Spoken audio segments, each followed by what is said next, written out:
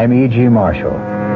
Welcome to another hour of mystery and suspense, to a terrifying experiment in supernatural power. An experiment by a retired scientist to direct his wife's subconscious mind to shoot him. Our mystery drama, The Breaking Point, was written especially for the Mystery Theater by Hank Warner and stars Roger DeCoven. It is sponsored in part by the Kellogg Company, makers of Kellogg's Special K cereal, and by new sugar-free Diet 7-Up. I'll be back shortly with Act One. And now another story of the ball and chain as Kellogg's Special K presents Veronica and Jack. Oh, Jeffrey, isn't this romantic? Out in a quiet lake at night with you rowing the boat. Yes, Veronica, it's really neat. Jeffrey, what was that? Frogs. Frogs that go bonk? They're pretty weird frogs. Oh, Jeffrey, you're such a card. You have a ball and chain, like the ones they use in those Special K commercials. Yes, Veronica, it symbolizes my few pounds of extra weight. But I'm going to get rid of it. How? By exercising. You know, like rowing this boat and eating smart at every meal, starting with a Special K breakfast. You mean a 1-ounce bowl of high-protein Special K, 4 ounces of skim milk, orange juice, and coffee? Precisely. It's less than 240 calories, and it tastes delicious. It'll help me get rid of this ball and chain. I'll help too, Jeff. After all, we're all in the same boat. You have a ball and chain, too. Your happy ending could begin with the Special K breakfast from Kellogg's. There's a very special deal going on at all offices of Suburban Savings throughout North Jersey. It's called Suburban Special Interest Deal, and you'll be especially interested in the savings you get. A top 7.90% effective annual yield on Suburban's limited issue 7.50% savings certificate.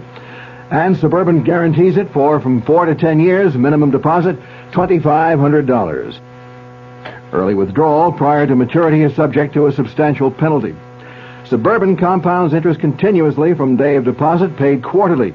So you not only get interest on your savings, you get interest on the interest. And Suburban offers you the highest interest rate allowed by law. Here's your chance to get a great savings. A top 7.90% effective annual yield on Suburban's limited issue 7.50% savings certificate. Why not deal yourself into Suburban Savings Special Interest Deal in Bayonne, Edgewater, Elmwood Park, Emerson, Hackettstown, Morris Plains, Nutley, Paramus, and Sparta.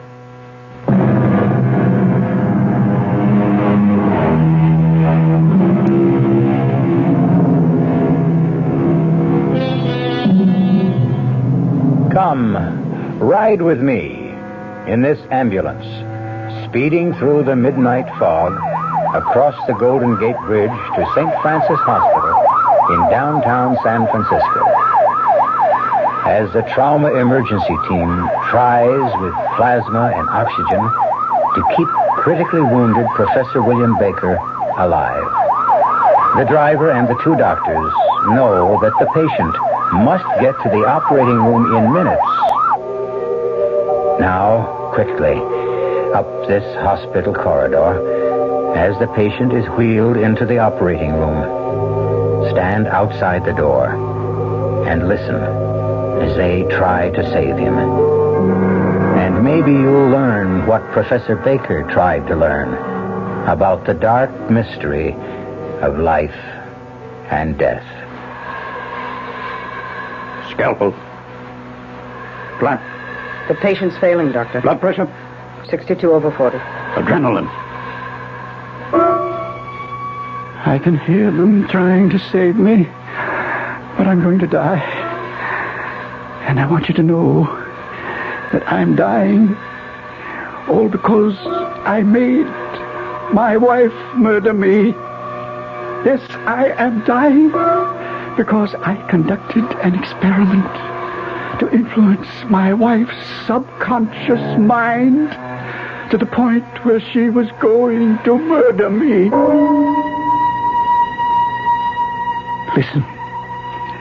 Listen carefully. I will tell you exactly what happened. And when I have completed what I desire to communicate, go to the police. Tell them if you dare. I say dare, for it will require courage.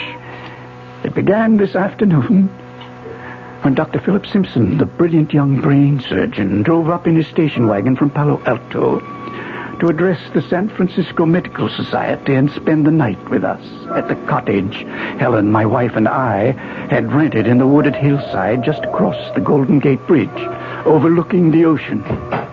He brought Chi-Chi, one of 2 capuchin monkeys he kept under observation in his research laboratory. It's good to see you, Philip. It's so good to see you, Professor Baker. So, that's Chi-Chi. Yes, he wants to get out. Quiet down, Chi-Chi. Come on, you can come out. Hello, Chi-Chi. Oh, you want to shake hands, too, of course. Welcome, Chi-Chi. Very affectionate. Astounding talent for mimicry. Oh, dear. Get off Professor Baker's shoulder, Chi-Chi. Come on down. He likes your hat. No, Chi-Chi. No. All right, now you've tried it on. Give it back. Oh, thank you, Chi-Chi. He gets tired of wearing his black skull cap. Chi-Chi, let go of my hand. Now, you go on by yourself. He's always curious about new surroundings. Probably wants to explore that grove of trees. Go on, Chi-Chi. He won't go far. He'll play for a while and come back. Beautiful place you have here, Professor Baker. Is Helen home? Oh, she'll be back shortly. Had some shopping in the village. She just had to have abalone for you. She remembered how much you enjoy abalone steak. Wonderful, wonderful. How is she? You and Helen certainly could not have found a lovelier place for retirement. It is rather isolated, but then it does have that increasingly rare commodity, peace and quiet. Let's walk around back. Just beautiful.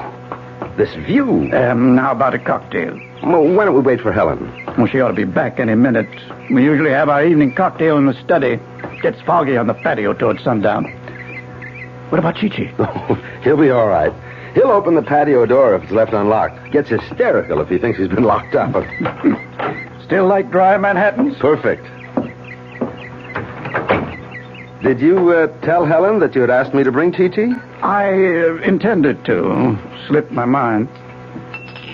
Here you are. Ah, thank you. Well, cheers. That's good as ever. I hope Helen won't be upset. I'm sure she won't.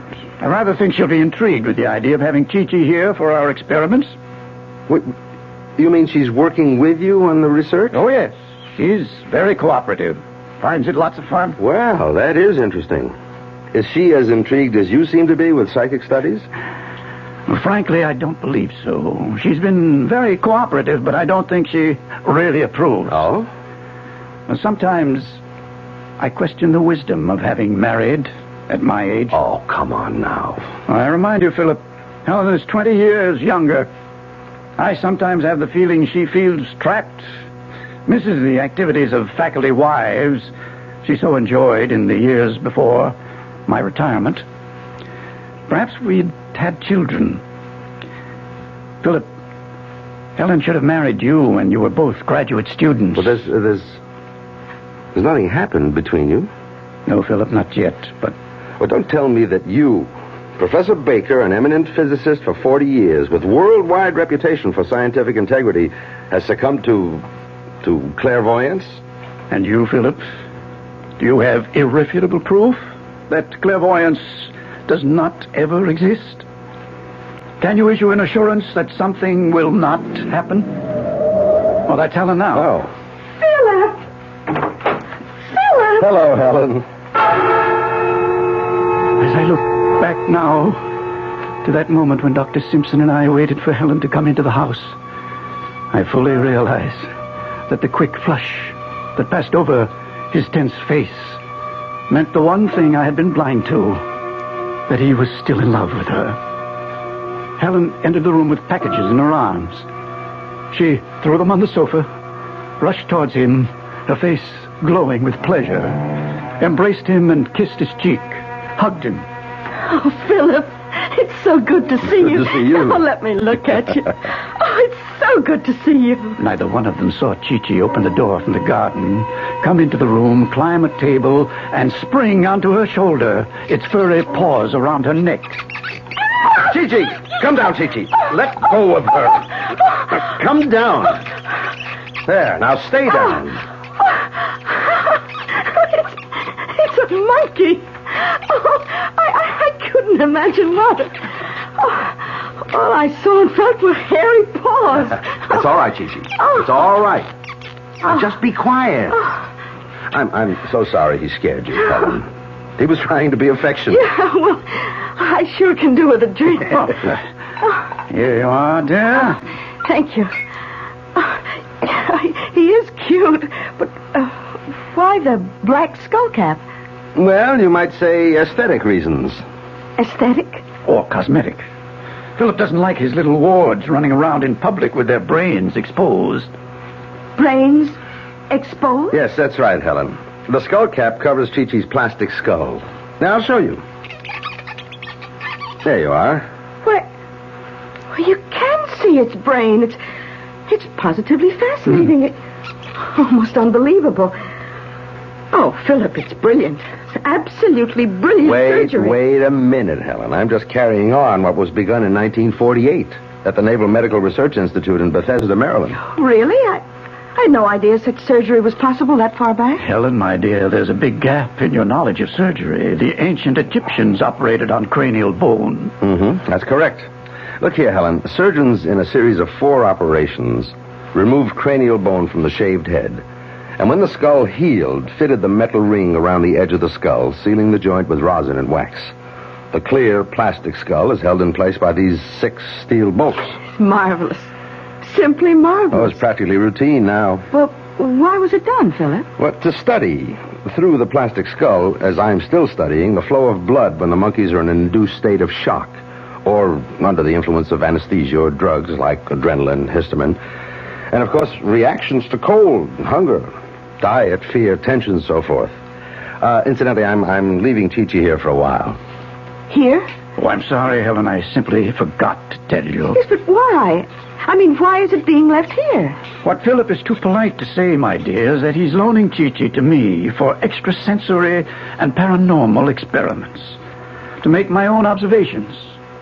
I believe he hopes to convince me that the brain monkey's or man's fails to respond with a measurable reaction to mental energy messages. Exactly. Look, I'm curious. Why must the experiment be with a monkey when a dog, a horse? Philip understands, don't you, Philip? Well, Helen, in the scale of intelligence among animals, the monkey has the highest ability to learn, next to man. Oh, Philip, what time is your lecture? Well, I should be at the academy by 8. Good. Give us enough time for another cocktail. And not have to rush through dinner. Darling, please shake up another round. I'll take these packages to the kitchen. Well, here, let me carry them in. Oh, well, just put them on the counter, Philip. Anything else I can help you with? Just show me where things are. I'll help set the table. What is it, Helen? You all right? Yes. The table. What are you talking about? I said I'd help set the table. Oh, well, later. Let's have our drink and talk. There's so much to catch up with, Philip.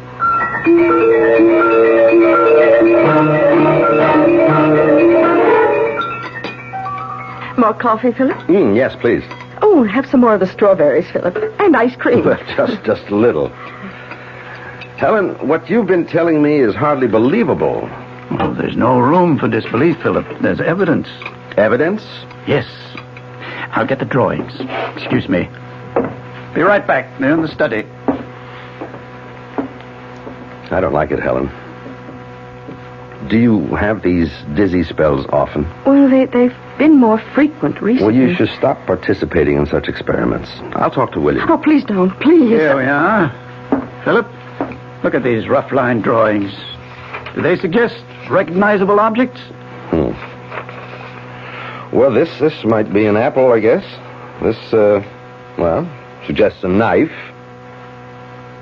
I can't see anything in this one. Meaningless lines. Yes, that one is meaningless. Note the dates on the drawings. About a month ago, I sat at this table with 3 objects in my hands. An apple, a knife, and a salt shaker. Helen was stretched out on her back in the bedroom, her mind clear of any thoughts or feelings, awaiting my energy message. She could not hear me. She could only receive my thoughts, my instructions. I sent a message for her to pick up the pad and pencil on the night table. I sent an energy message telling her I was holding an apple, a knife, and a salt shaker, and for her to draw them. She got 2 out of 3. You ask me to accept this as evidence that you can control the actions of the mind of a person who is out of your sight, out of the sound of your voice, even physically in another place? Oh, I call it coincidence, accident. It did happen, Philip.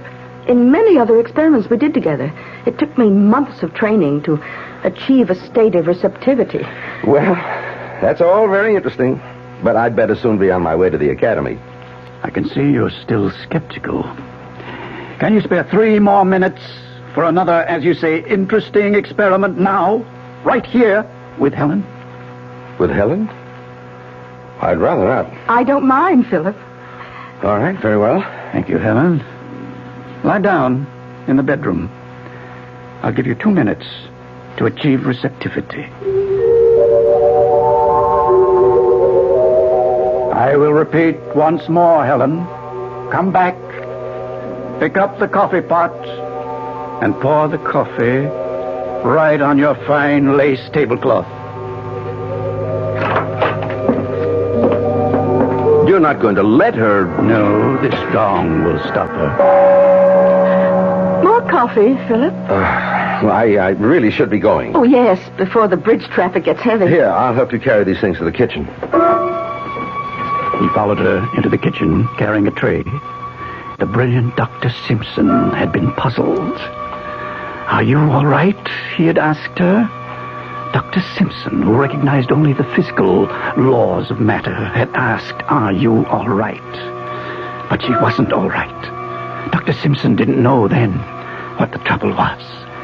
But late that night, when he returned from his lecture, he found out about the experiment that was underway with the loaded gun in the night table.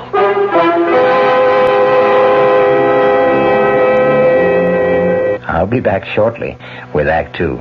Hello, Ms. Goldilocks here, and welcome to my professional taste testing laboratory. Oh, Papa Bear, could you bring that case of sugar-free Diet 7-Up over here? Another case? Miss Goldilocks, you're drinking the sugar-free Diet 7-Up like there's no tomorrow. You can't still be taste testing it. Oh, no, Papa Bear. Sugar-free Diet 7-Up has already earned my seal of approval. It's fresh, light, natural, delicious. I drink it because I love its taste. Now hurry up. Okay, here. This sugar-free Diet 7-Up really tastes delicious. Ladies, if you're tired of switching from one diet drink to another, take some advice from Ms. Goldilocks. Try sugar-free Diet 7-Up and you'll say, yes, this one's just right. I'll bear witness to that, Goldie.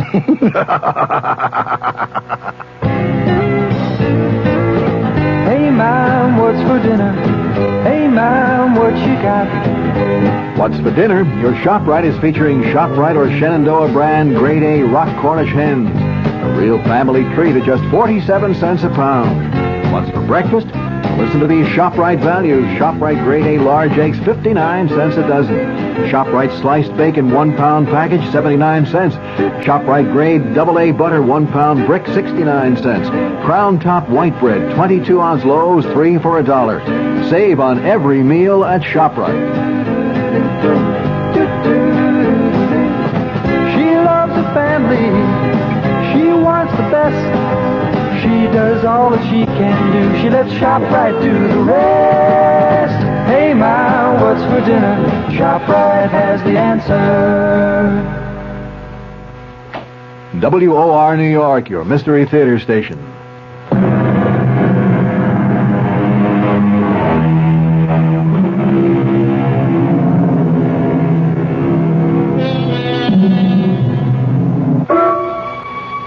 Helen didn't wait up for Dr. Simpson to return. I waited in the study, dark but for the small lamp on my desk, and still, except for the soft breathing of Chi-Chi asleep in the shadowy corner of the sofa. I waited and read until I could be sure that Helen was sound asleep. I unlocked my desk and took out the one notebook I kept hidden from her and made an entry.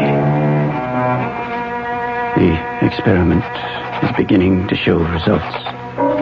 Today, Helen reacted with an unmistakable manifestation of dizziness and mental depressiveness when Dr. Simpson mentioned the word table. I am convinced that the subject has reached the stage of complete susceptibility and receptiveness. Then I continued the experiment. I stared in the direction of the bedroom door and concentrated. I shut out every sight and sound and thought until I was oblivious to everything but the task at hand. Helen, there is a gun in the night table. In the night table, Helen. In the night table, a gun, Helen. In the night table, a gun. Helen. Professor Baker. Yes? What are you doing? Experimenting. Where's Helen? Lying down in the bedroom. Close the door, won't you? Professor, what is this experiment? It's a very simple experiment. I'm trying to reach her mind. Now, if you'll excuse me. Helen, there is a gun in the night table. Stop it. Stop. Why, you're shaking, Dr. Simpson. What are you up to? I'm simply trying to tell Helen there's a gun in the night table by her bed. And for her to... To what? To pick it up, enter this room, point the gun at me, and pull the trigger. But why? Why? What I'm trying to determine is whether one mind can influence another by exerting mental energy to do something the subject would normally recoil from doing. Yes, go on. In Helen's case, I'm sure that in her conscious hours, she would never even entertain the thought of shooting me. I'm trying to determine whether she can be made to do just that without her being aware that she is being impelled to do so. But why? What would it prove? Prove? Don't you see? If one mind can control another across space, think of the power men of goodwill can exercise over evil. It will at long last give man control over the rapacious breed that makes civilization a nightmare. The evil, power-hungry men who brainwash their countrymen into one war after another. Professor, how long has this been going on? For weeks. Every night. You recall Helen's depressiveness this evening when you mentioned the word table? You mean... Yes. The reaction. Results. My mind is beginning to control her subconscious. You witnessed it, Philip. And now, have you the scientific integrity and the courage to witness the experiment carried through? I have conditioned her to come in when the clock strikes midnight. In a few minutes now. What do you mean, do I have the courage? Yes.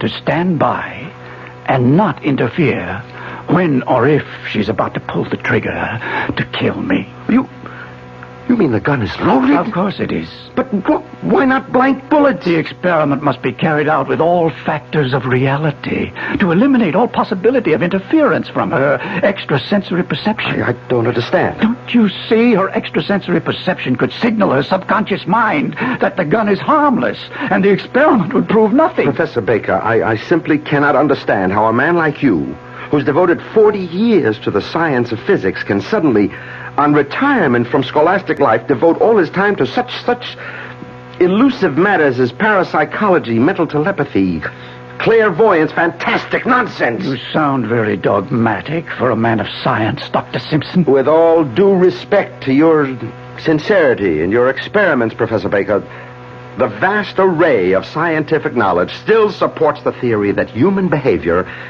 can be traced directly to the physical and chemical factors of the human body. And you think Chi-Chi will convince me of that? Precisely. You allow for no distinction between man and the monkey? None. Both are animals. Listen to me, Philip. You've been trying to dissuade me. Oh, I'm quite aware of that. Now let me try to convince you. All right, I'm listening. From the time the British Society for Psychical Research was founded in 1882, right through the present worldwide experimentation to pierce the veil of the unknown, the one thing that has been missing is the willingness of scientists of unquestioned integrity to conduct their own experiments. The time has come, Philip, for researchers like you and me to settle once and for all what is or is not possible, is or is not true in paranormality. If I consent to witness your experiment, will you promise me that if it fails, tonight, now, you will never again experiment with Helen's mind? Yes. But, Philip, I can see you're still afraid that the experiment will succeed and that she could shoot me. I'll put you at ease. This gong that stopped her from pouring the coffee on the table. Here, you hold it. And if you think the situation warrants, strike the gong. Very well. Proceed. He stood by the door to the study, one hand holding the brass gong by its silk braid, his eyes watching the clock on the mantel as it started to strike midnight. Chi-Chi, awakened by the clock and our raised voices, was nervously pacing back and forth across the top of the back of the sofa. Philip watched the door. I sensed he was prepared if Helen failed to respond to the gong. He would strike the gun out of her hand. I resumed the experiment. Pick up the gun. Come into the study, Helen. The study, Helen. Helen walked in, her eyes fixed and staring, her arms at her side, her right hand slightly behind her, Philip, mouth open, unable to utter a word, watching her. Point the gun at me. Pull the trigger. Helen! Dr. Simpson dropped the gun. Rushed to me as I slumped over the desk. Good God. The bullet hit in my chest. Helen! Towels, adhesive tape, it's a chest wound. Have to keep him from sucking in air. He looked up from examining the wound. One glance told him she didn't hear or understand. He ran to the bathroom, got towels and the tape. Helen, call an ambulance. He moved me to the couch, pillows under my head, ripped open my shirt, pressed the towel on the wound, taped my chest to keep the pressure on the wound. Call the ambulance, Helen. She didn't respond. He seized the phone. Put down the phone, Philip. Helen. Helen, why are you pointing the gun at me? Put down the gun. She lowered the gun to her side. He went to her. My eyes closed.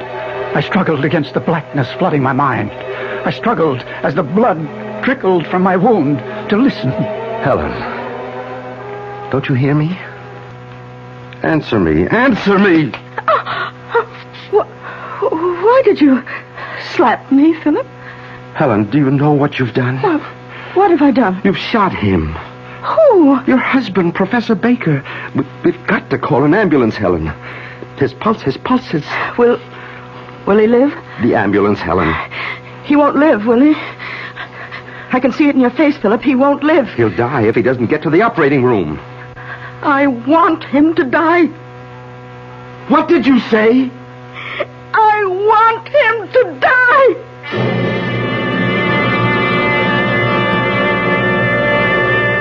Well, I must say, I'm surprised, too. But then, Helen's probably like most women. Not always mean what they say or say what they mean, huh? Wonder what's really on her mind. But she's in good hands, with a doctor in the house. I'll be back shortly with Act 3. When you say Budweiser, When you say Bud, you've said a lot of things nobody else can say. When you say Bud, you've gone as far as you can go to get the very best. When you say Bud, you've said the word that means you like to do it all. When you say Bud, It means you want the beer that's got a taste that's number one. When you say Bud, you tell the world you know what makes it all the way. When you say Bud, you say you care enough to only want the king of beers. There is no other one. There's only something less. Because the king of beers is leading all the rest. When you say Budweiser, You've said it all. Anheuser-Busch, St. Louis.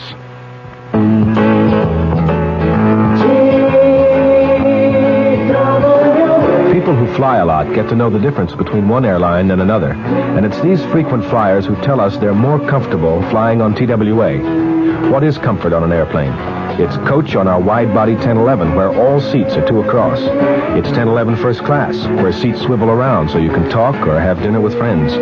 TWA Comfort is a roomy 747 with contoured seats you can sit in for 5 hours without getting fidgety. And Comfort is the TWA twin seat in 707 coach, which lets you fold down the middle section if nobody's there and sit 2 across instead of 3. On long TWA flights, you'll also have a choice of meals and movies on movie flights. But above all, you'll be comfortable. That's what TWA Ambassador Service is all about. Only TWA flies the wide-body 1011 to Los Angeles and the big comfortable 747 to San Francisco. Call your travel agent or TWA for reservations.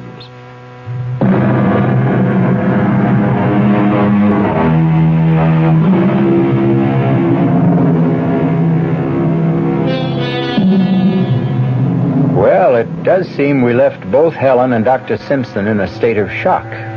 Not to mention our bleeding Professor Baker and that hysterical Chi-Chi. Let's rejoin them and see whether there's help for any of them. I don't want him to die. Listen to me, Helen. You must let me call the ambulance. Don't you see? We must. If he dies here, the police will want to know why we didn't call the ambulance. The police? Yes, Helen, the police will want to know. Oh, Philip. Hold me. I'm so mixed up. Come. Sit down. Lean back. Just try to relax. Put the gun on the floor. I'll call the hospital.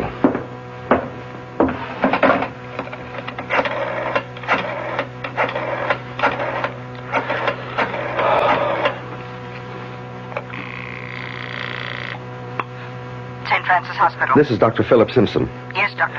I need the ambulance trauma team at once. 47 Edgecliff Road. Critical chest wound. Gunshot. Yes, doctor. I'll put it right through. Now, I want you to call the police, Helen. The police? Yes, they'll be here soon anyway. They're always alerted about requests for an ambulance. But I want you to call them for the record. It will be important at the trial. I'll get them on the phone. You talk.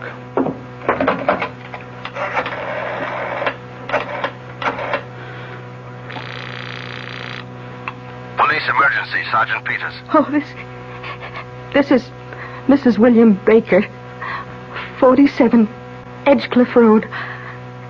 I want to report that I just shot my husband.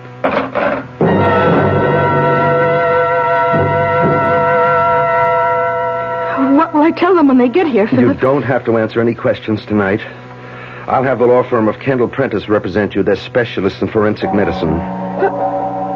The Chinese gong in the dining room. It's Chi-Chi, imitating what I did. Chi-Chi, stop that. You hear me? Stop that. Let me have it, Chi-Chi. Now come here. Drop it. Drop it. Let go of it, or I'll break your paw. Those Capuchin monkeys. They want to imitate every new thing they see. Chi-Chi, go sit down in that corner. Go on, and stay there. They're intelligent, but they can be very trying. Chi-Chi is acting strangely tonight. Usually obeys a command immediately. Well, perhaps Chi-Chi's nervous system has been affected by what's happened here. Perhaps its brain has intercepted some of William's energy messages. Nonsense, Helen. That's impossible. I mean, Chi-Chi can sense excitement and tension in a room, but as for intercepting Professor Baker's energy messages, I'd better check his pulse. Weak. Very weak. What's keeping that ambulance? Philip! Chi-Chi's got the gun! Chi-Chi! Let me have that gun. Now, Chi-Chi, now you be a nice boy. Put the gun on the floor. Good boy. Thank you, Chi-Chi. Thank you. Now go back in the corner and please stay there. I'll put the gun on the desk. I think we both need a brandy. Would you like one, Helen? Oh, yes, please. Here, dear. Now just sip it. Tell me, Helen. Did you know what you were doing when you pulled the trigger? What do you think, Philip? I don't know what to think yet. You've got to tell me, Helen. Did you know what you were doing? You pulled the trigger after I struck the gong. Yes, I know. You knew? You deliberately murdered him. Murder? I shot him because he told me to. He made me do it. But if you knew what you were doing, the police will call it murder. Look, I told you I knew what I was doing, but I won't tell the police. What will you tell them? That the experiment, the great Professor Baker's experiment, was a success. Wait a minute, you knew about the experiment? You knew? Yes, every step of it. I knew about the notebook. I read every entry, every day. I knew exactly what he was up to.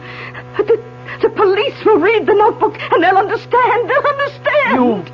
You murdered him. Helen. I never loved him. I was beginning to hate him. It doesn't matter now, Helen. I prefer to conclude that you did not know what you were doing, that the experiment did unbalance your mind.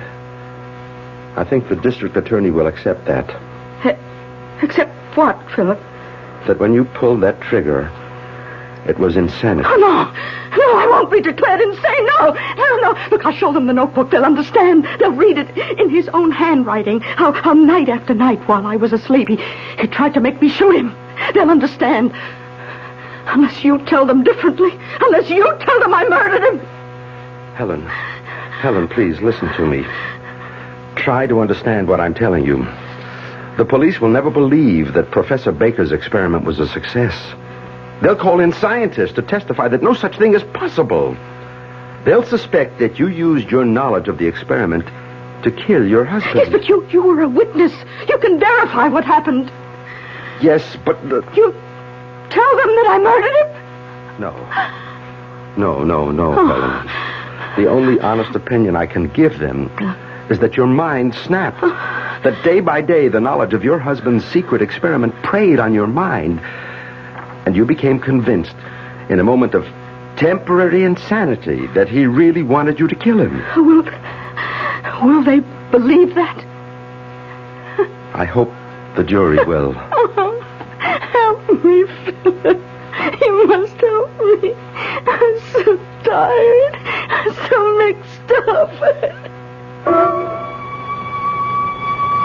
As I lay there on the couch, still, my eyes closed, aware that under the blanket, my blood was still slowly trickling into the towel, fighting against slipping off into unconsciousness. I could still hear their voices as from a great distance. You must help me. I'm so tired. I'm so mixed My up. poor darling. And then I was aware of Chi-Chi at the side of the couch, bending over me, its breath close to my face. My eyelids, heavy with weariness, lifted slightly, and through the thin slit of vision, I saw Chi-Chi's plastic skull. I could see plainly through the plastic skull, the gray mass of nerve tissue of the cerebellum. And then, summoning every last bit of strength of will, I concentrated on Chi-Chi's brain. Chi-Chi, the gun, in the desk, Chi-Chi. What have I done, Philip? You too. It will ruin your career. Go to the desk, Chi-Chi, in the drawer, the gun. I could see its gray eyes staring at me, trying to grasp what I was telling him. And then he jumped on the desk, pulled open the drawer, and took out the gun. Chi-Chi! Put it down, Chi-Chi! Philip charged to the desk. Chi-Chi eluded him, leaped to the mantel over the fireplace. Drop the gun, Chi-Chi. Drop it! Philip chased it all over the room. It knocked over a table lamp and chairs. It jumped to the hanging ceiling light fixture, waving the gun playfully. Chi-Chi points the gun at the mirror. At the mirror, Chi-Chi. Drop it! Drop it! Give me the gun, Chi-Chi! At the mirror, pull the trigger. Give me the gun, Chi-Chi! Helen was reaching towards Chi-Chi. Chi-Chi was pointing the gun at her. I didn't want Helen to die. I summoned every last ounce of will and sent a mental message to Chi-Chi. Drop the gun, Chi-Chi. Drop the gun. Look out, Helen! Good Lord. Helen. Helen. Answer me, She didn't have a chance. She was shot in the head. Oh, my darling. Oh, my darling. You must not die, Helen. You must not die. Helen, I love you. Oh, my darling. Chi-Chi was at the door at the garden in a panic, trying to open the door, the gun still in his hand. Philip grabbed the fireplace poker, swung it on Chi-Chi's plastic skull. It glanced off and fell out of his hand. Philip picked up a chair, threw it at Chi-Chi with all the strength of his fury. It crashed through the glass. Chi-Chi jumped through the opening. Philip picked up the poker, went after Chi-Chi. I could hear Philip chasing him across the flagstones of the patio. I heard the police car. I could hear Philip shout. Chi-Chi!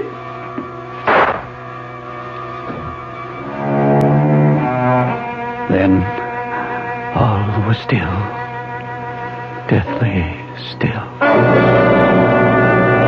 I lost consciousness until I became aware of someone talking on the telephone. Yes, Lieutenant. 2 dead. Mrs. Baker in the house, and Dr. Philip Simpson in the woods back of the house. Yeah, 1 bullet in each of them. John says Dr. Simpson was pretty far gone when he found him. Says he tried to tell him something. John thinks it was something about a monkey still running around out there with a loaded gun. It beats me too, Lieutenant. No, nothing else. Oh, yes, we found a black skull cap hanging on the chandelier. That's what I said, skull cap. Odd-shaped thing. Can't figure out what it's for, no. Right. Oh, better get that ambulance out here fast. Professor may still have a chance.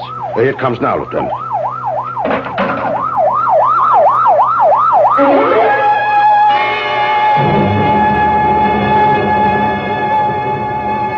That's how it happened. Exactly how it happened. The police are still puzzled. Chi-Chi will probably find roaming the woods the gun somewhere nearby. Chi-Chi did it. Tell the police Chi-Chi did it. Why? Perhaps it was mimicking Helen after it witnessed her shooting me. I shall never know. As for whether my wife murdered me willfully, or suffered temporary insanity, or was influenced by my mental energy, you must judge for yourself after you read the full record of the experiment in the notebook. Yes. Go tell the police and Professor Seligson. You can locate him through the American Society of University Professors. Tell them I decided to communicate the foregoing just an hour ago when I heard the operating team give me up.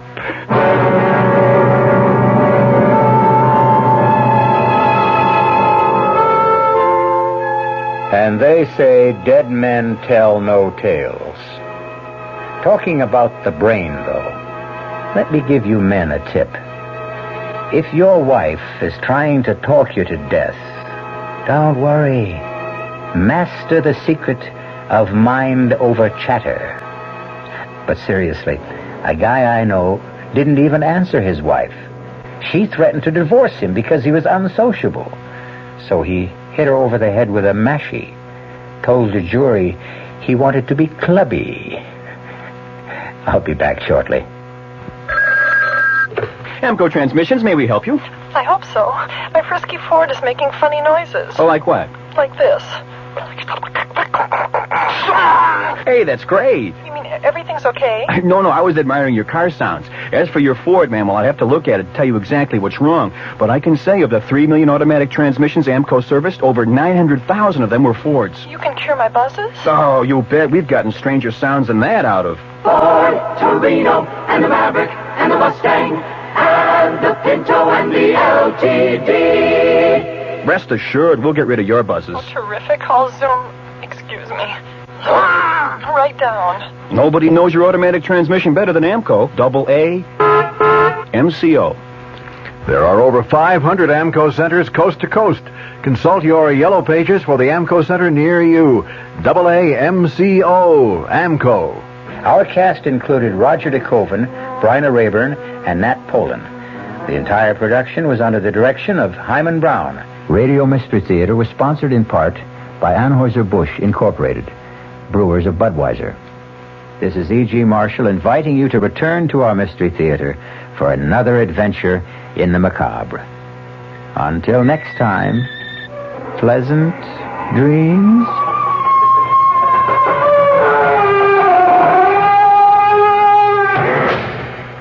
The WOR Mystery Theater was brought to you by ShopRite Supermarkets, where you get a lot more for a little less, and by Suburban Savings with offices throughout North Jersey. The preceding Mystery Theater program was furnished by the CBS Radio Network.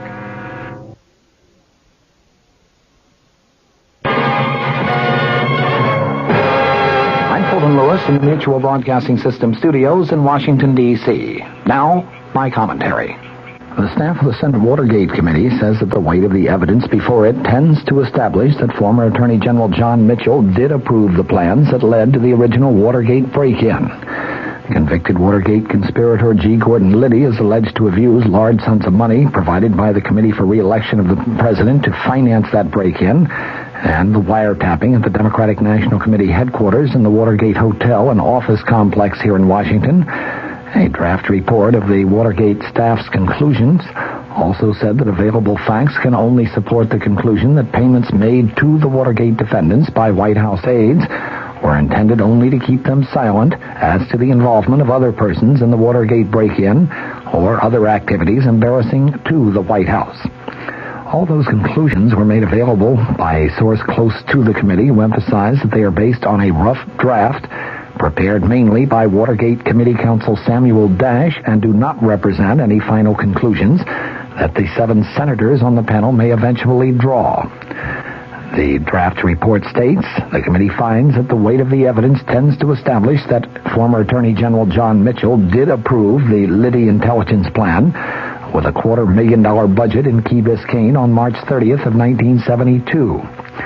The draft report also states that the staff has found no evidence to support President Nixon's claims, as reported in his statement of May 22, 1973, that he personally withdrew his approval of a widespread and covert intelligence gathering plan authored by White House aide Tom Charles Houston.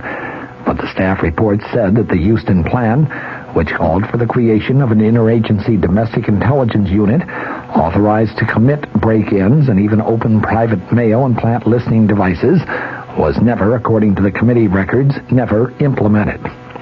The staff report also said no legal justification on national security grounds could be found for the burglary of the office of the psychiatrist of Pentagon Papers burglar, Dr. Daniel Ellsberg.